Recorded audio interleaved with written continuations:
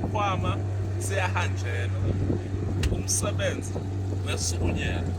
Uma ufuna kubona izinto zenzeka uyahamba unqamule amazwi, unqamule amanzi, cross sole lisadlanga phela lisadlangana. Kunemehluko phakathi kodokotela ofunde local nodokotela lophumile waya endaweni thize wayofuna ulwazi lwalento athi uyayilapha, lwalento lathi-ke uyayenza.